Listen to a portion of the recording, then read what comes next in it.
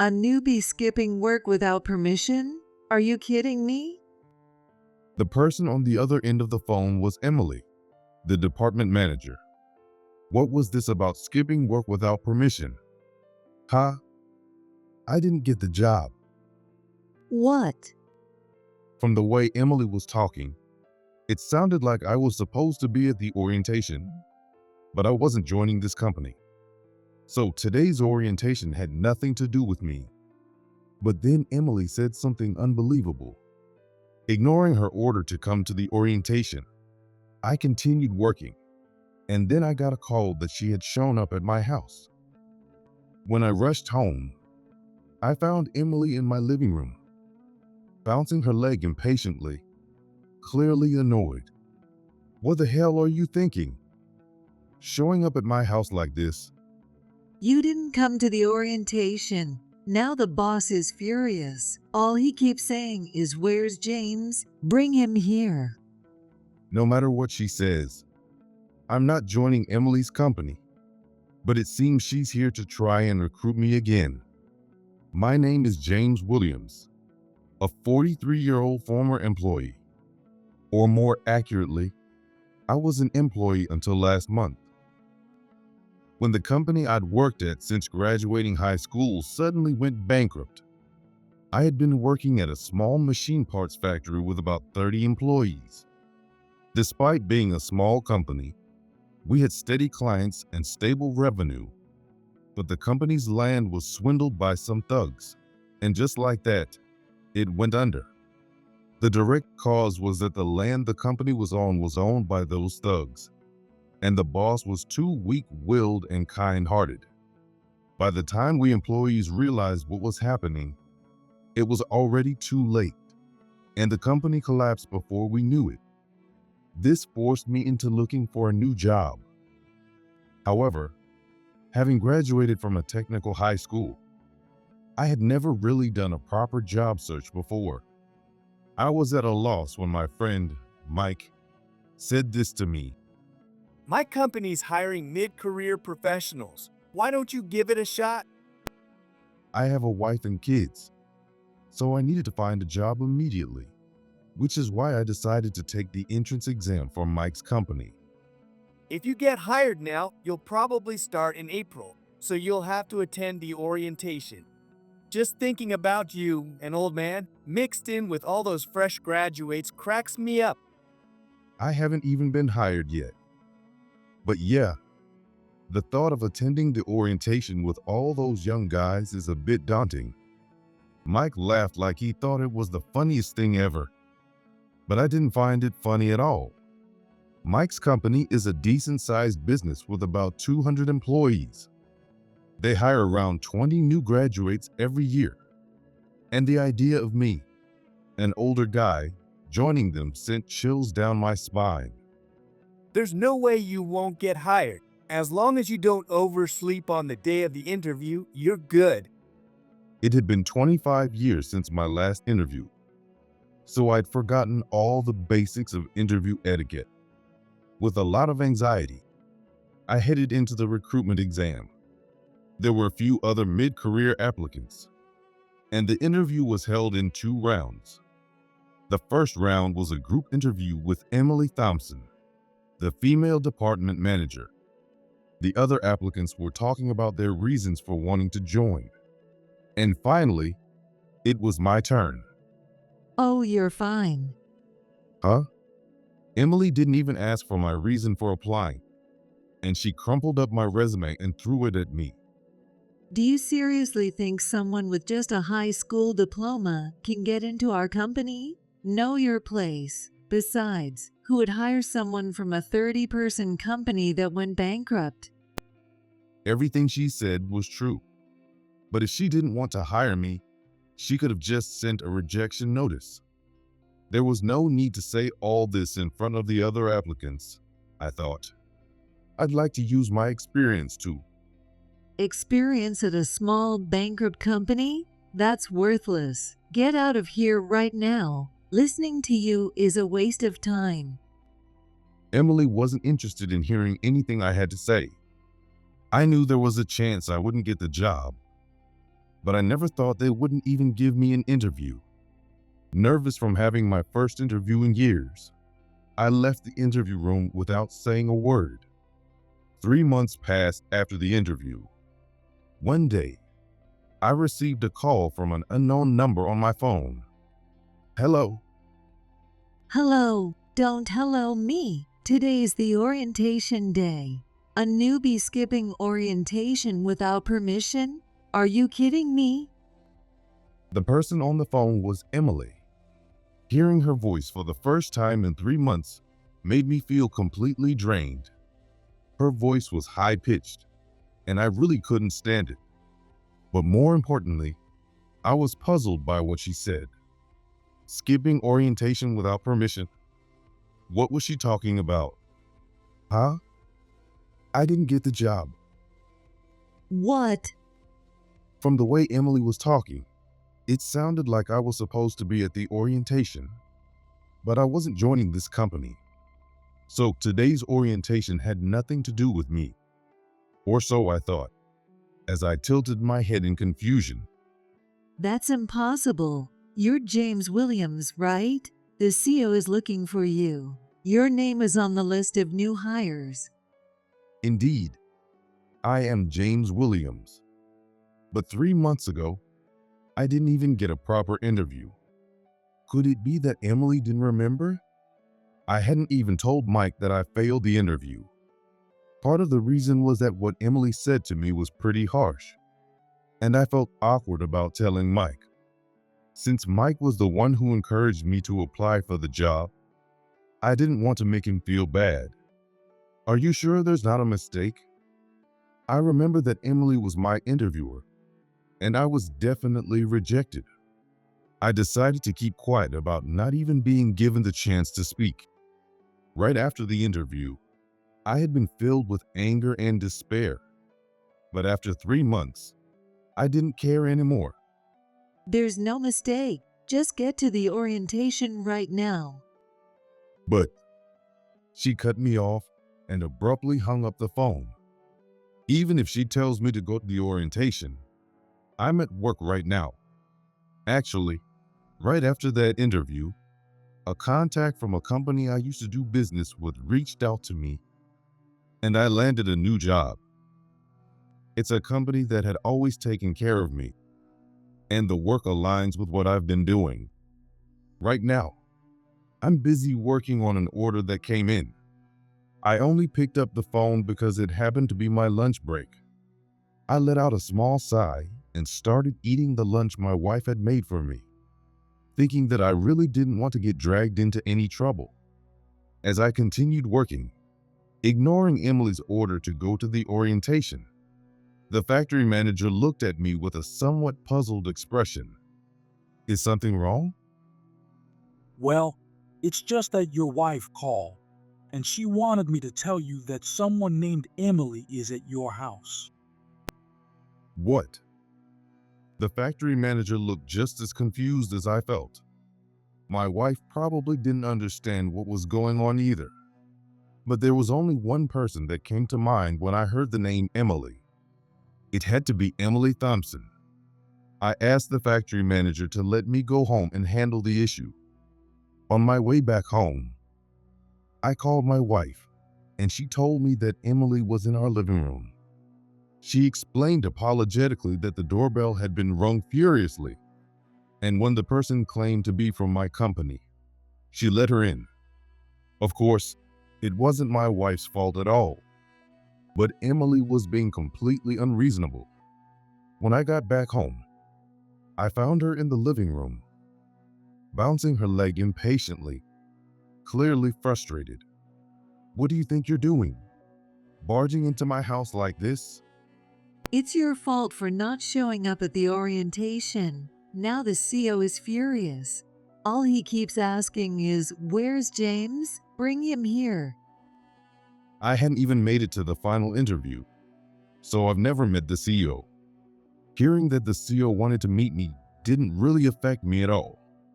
Don't you recognize my face? What?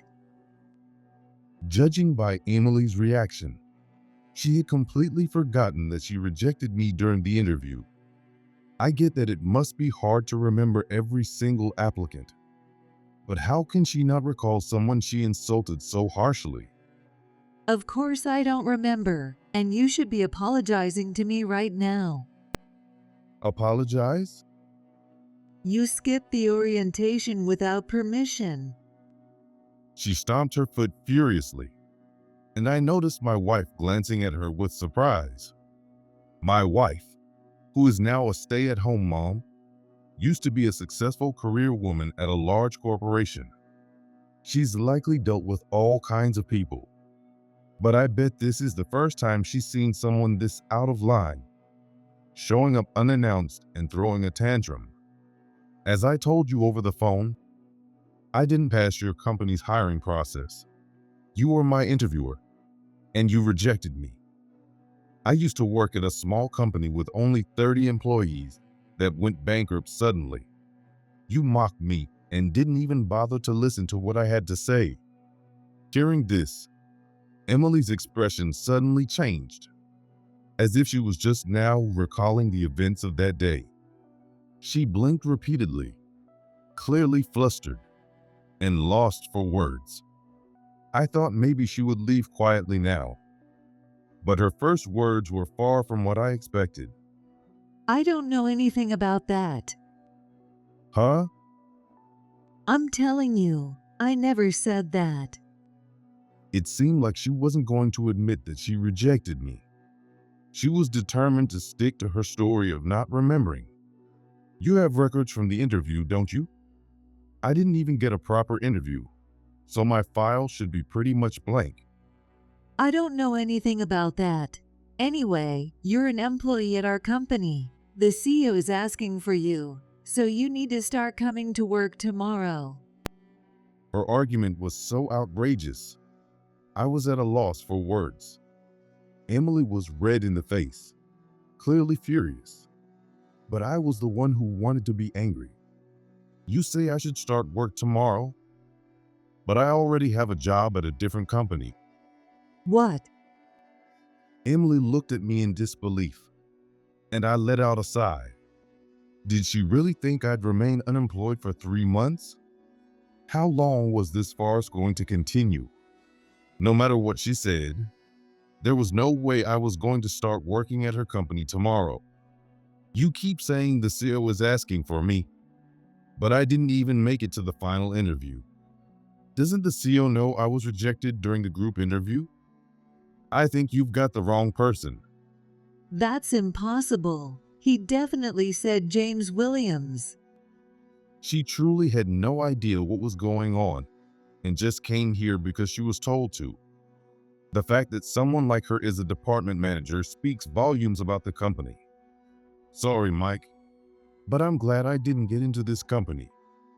James Williams is a common name. Maybe you've mistaken me for someone else. Either way, I'm not going to your company, so please inform the CEO of that. Wait a minute, our CEO is really scary. If I go back without you, who knows what kind of punishment I'll face.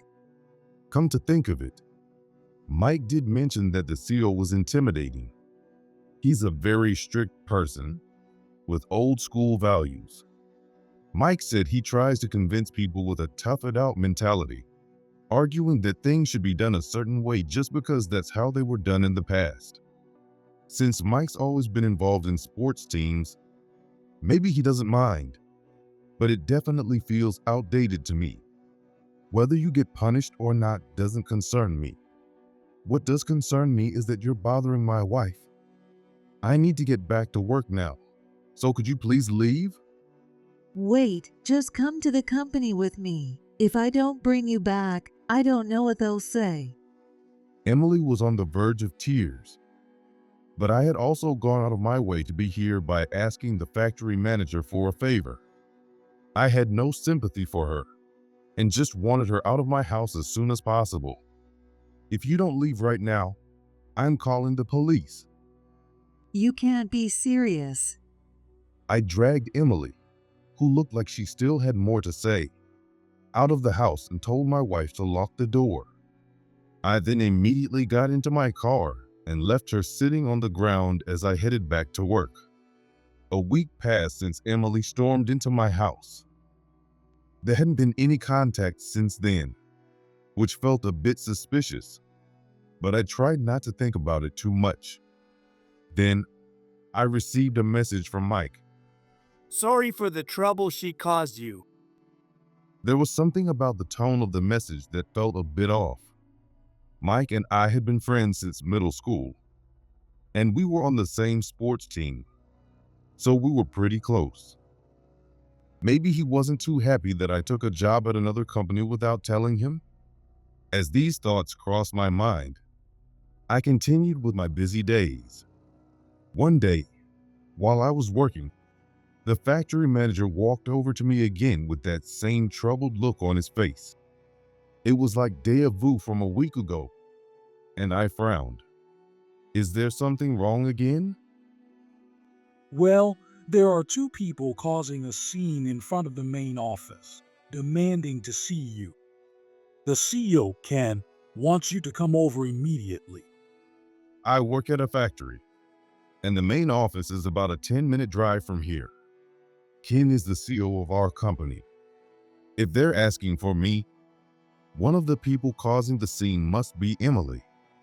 I had no idea who the other person could be, but I wondered how much more trouble they were planning to cause for my company.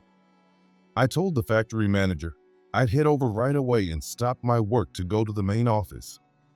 When I arrived, I was quickly ushered into the CEO's office. As expected, Emily was there, along with an unfamiliar middle-aged man and a visibly exhausted Ken. I apologize for the trouble, Ken. I'm sorry for any inconvenience this has caused. I started by apologizing to Ken, then turned to face Emily and the man. What do you think you're doing? Showing up at the main office like this is completely inappropriate. You're absolutely right. What James is saying is spot on. The unfamiliar man spoke up. When I squinted and tilted my head in confusion, the man immediately handed me a business card. It read, CO Tom Smith. I'm the CEO who asked to see you. I've heard about you from Mike and wanted to bring you into our company. The image of the CEO that Mike had described to me was so different from the reality that I was taken aback. I had expected someone much stricter, someone who was always angry, but that doesn't seem to be the case. I'm so sorry for what happened during the interview. This woman acted on her own, and I hope you can forgive us. I'll be firing her immediately. I was stunned by how casually Tom mentioned firing Emily. It was clear that his sense of right and wrong was somewhat skewed if he thought firing her would make me want to join the company. While it's true that I applied to your company and attended the interview because I was interested, I no longer have that desire. I'm happy with my current job, and I genuinely want to work hard for this company. Although I can't forgive what was said to me during the interview, I've come to realize that maybe it just wasn't meant to be. Forget about this small company. It's not worth your time. Tom abruptly cut me off, dismissing my words. Even though Ken was standing right there, he didn't hesitate to insult our company. He must be extremely confident in his own company to say such things. It's a waste for someone as talented as you to work for such a small company. How much are they paying you? We'll offer you 5 times that amount. Plus, I'll give you a senior position. Offering to quintuple my salary was quite a bold move. Tom's eyes were red with determination, clearly willing to do whatever it took to bring me on board. Meanwhile, Emily was sitting silently next to him, her face pale. She must have just realized that she was about to lose her job. About me getting fired. Of course, you're getting fired. How else are you going to take responsibility for rejecting James on your own? Tom's shouting was so intense that it seemed like he was about to grab Emily by the collar. There's no way I could work under someone like him. But with all due respect, he's only a high school graduate, and he came from a company with only 30 employees. That company suddenly went bankrupt too, so I'm not sure if he's suitable for a large corporation like ours. Emily, desperate to avoid being fired, said this with a nervous smile. Given my background, it's understandable that some might see it as problematic. But I think she's underestimating a company with 30 employees a bit too much. You really don't get it, do you? Do you even know that the machine parts made by that bankrupt company are used all over the world? And what's more, the technology to make those parts was patented, so no other company could produce them. Huh? The reason my old company only had 30 employees was precisely because of that. The machine parts, our main product, had massive sales and were exported worldwide. And the technology to make those parts was patented, meaning the parts were fully automated, with no human intervention needed. That's why we didn't need many employees. Since over 90% of our sales came from those parts, they were produced automatically every day. The company that made those parts was the only one capable of doing so. There were no competitors. It was a one-horse race. The parts we made were used in almost all precision machines. For example, the computer right there probably has one inside it. Few people have seen the parts themselves, but without them, machines wouldn't function properly. I might sound a bit arrogant, but there are many parts like that. They're embedded in most machines, and without them, the machines wouldn't operate correctly. That's pretty common. What made my company special was that we were the only ones who could produce those parts. When that company suddenly went bankrupt, the partner companies must have panicked. There was a lot of focus on which company would own the patent rights moving forward. There were so many machines that couldn't be made without those parts. In fact, when rumors started spreading that our company was going bankrupt, we were bombarded with inquiries every day. We received many orders from companies wanting to buy up all the remaining stock. So it was really hectic at that time. Given such sales, you might think we could have continued the business elsewhere, even if the company's land was taken by the thugs. But the real reason for the bankruptcy was that the boss was tricked by a friend and ended up with massive debt. And since the money was borrowed from a loan shark, the situation was even worse. The boss was completely under the control of the thugs and was in no position to continue running the business. So, what happened to the patent technology? Initially, the company owned the patent rights, but they were transferred to the developer, James, as an individual. Hearing Tom's words, Emily gasped. Anyone listening to the story up to this point would understand the significance of this.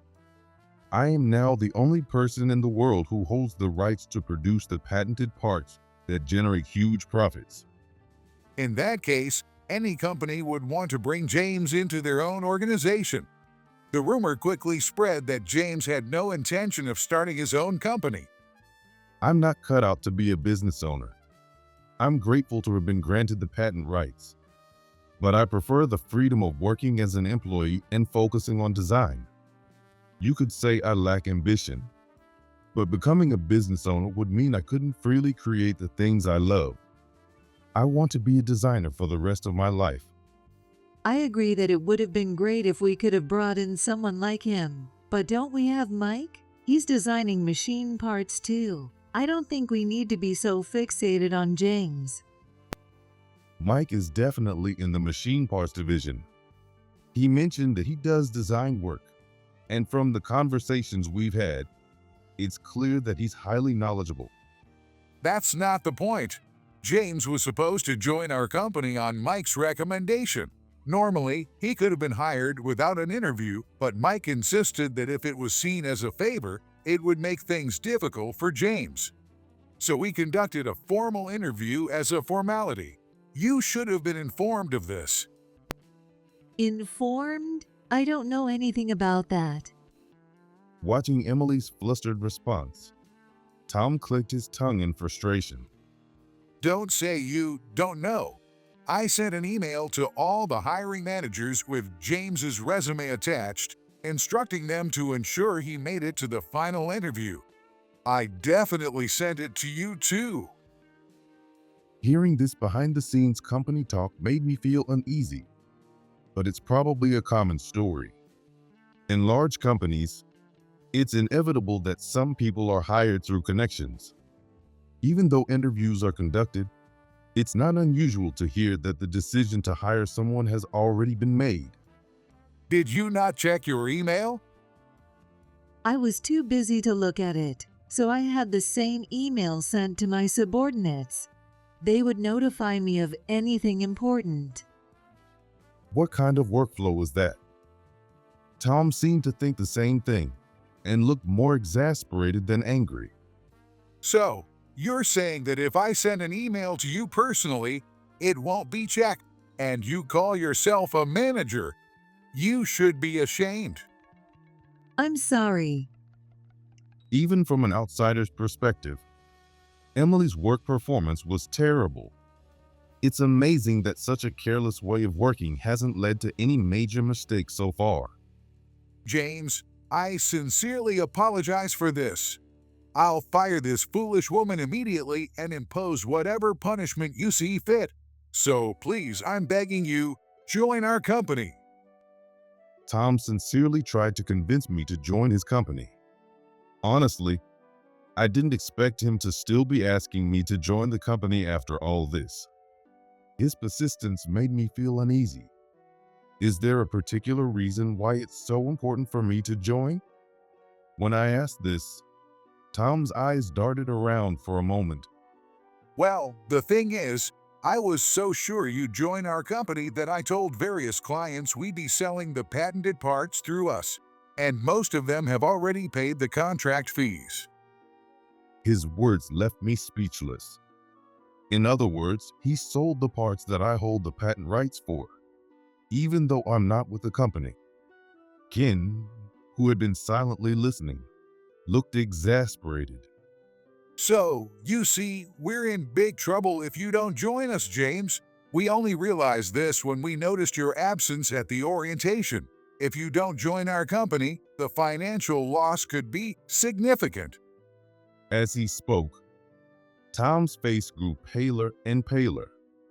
I don't know how much he sold, but the parts I hold the patent rights for are relatively high priced. There's no doubt it would amount to a considerable sum, and the clients are likely progressing with their work on the assumption that the parts will be delivered. It's too late for his company to say they can't fulfill the orders now. This is all because of Emily's interference. Do you have any idea how serious this is? But you can't blame me for that. James, forget this company and come to ours. Tom said he'd pay you 5 times your current salary, so it's not a bad deal, right?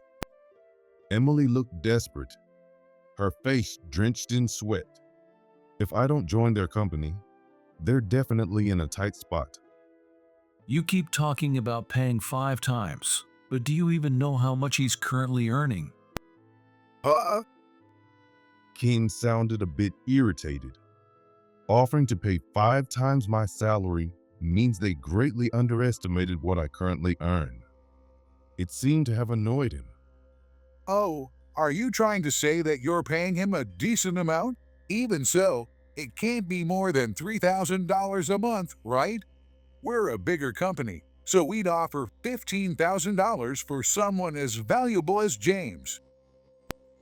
Indeed, $15,000 a month is an extraordinary sum. It's almost unheard of for an average employee. Tom's words made Ken sigh quietly. $30,000. What? The expression disappeared from Tom's face in an instant. He repeated the question, but he had clearly heard what was said. That's the salary we pay James. We pay him $30,000 every month. What? $30,000? That's impossible. Both Tom and Emily were stunned. The $15,000 they mentioned earlier was impressive, but this was an amount far beyond that, leaving them at a loss for words. Are you underestimating James' value? Since he joined our company, our monthly revenue has increased by 200 times. Orders are coming in from all over the world, so it's only natural. In that case, don't you think it's fair that James's salary is this amount? You mentioned paying 5 times the salary earlier, right? So, would that be $150,000? That's Paying $150,000 to a single employee is out of the question. Tom, unsure of what to do, ground his teeth and glared at Emily. How are you going to fix this? If James doesn't join our company, the losses will be catastrophic, and we'll have to pay damages. Do whatever it takes to bring James into our company. His words were nothing more than a desperate outburst. Realizing that I might not actually join, he had completely lost his composure. I can understand how he feels, but it's not something to say in front of Ken. Emily, still being yelled at by Tom, was completely bewildered, not knowing what to do. The situation had turned into a nightmare, and even I was starting to feel drained. I really wished they'd stop bothering Ken any further. At that moment, Tom's phone rang. He hesitated for a moment, but then answered the call. What? As he listened, Tom began to tremble uncontrollably. His face turned pale, to the point that it was worrying. What happened? Mike is resigning. What? Mike? Could it be my friend, Mike? I hadn't heard anything about him quitting the company. But why would he? But isn't he the ace of the machinery division? There are many parts that only he can create, and I'm sure some of our clients sign contracts with our company just because of him. It seems that due to this whole fiasco, he's completely lost faith in our company.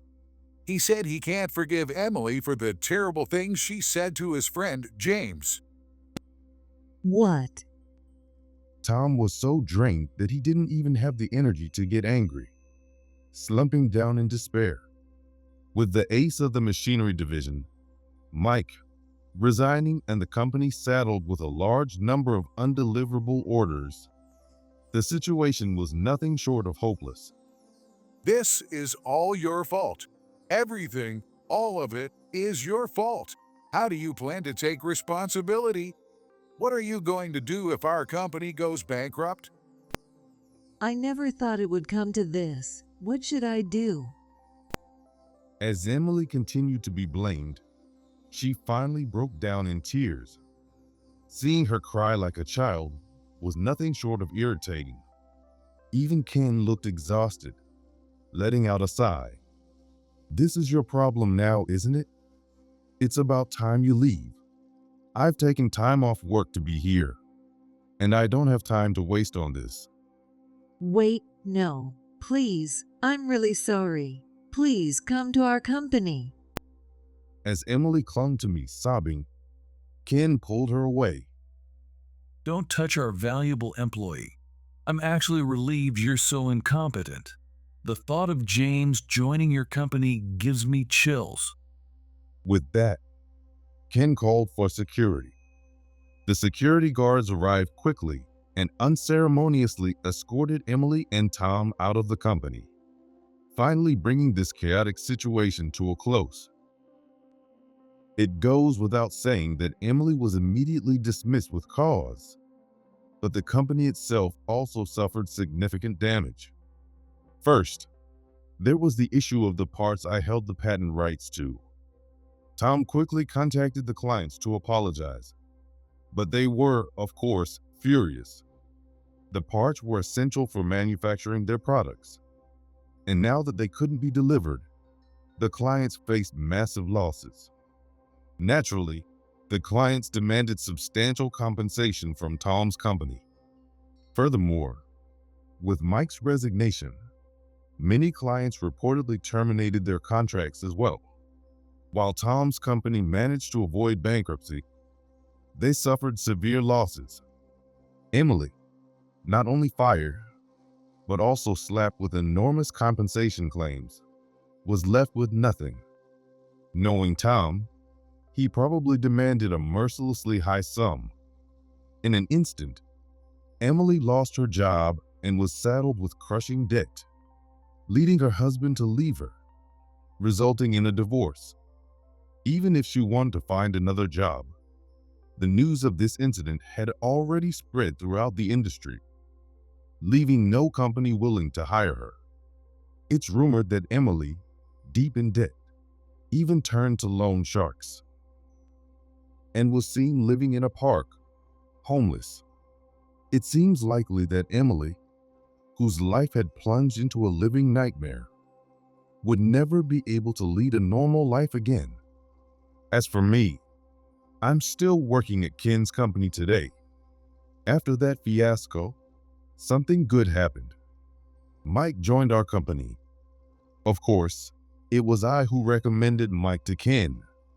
Ever since I heard in the CEO's office that Mike was resigning, I knew that if he joined our company, he would be an immediate asset, bringing in significant profits. But more than that, I just wanted to work with Mike. Now, we meet every day to co-design machine parts. Working together, I've discovered that Mike and I have slightly different areas of expertise, and every day brings new discoveries. At this stage in my life, I never thought I'd be so excited about work again. From now on, I'll be doing what I love designing alongside Mike in this company.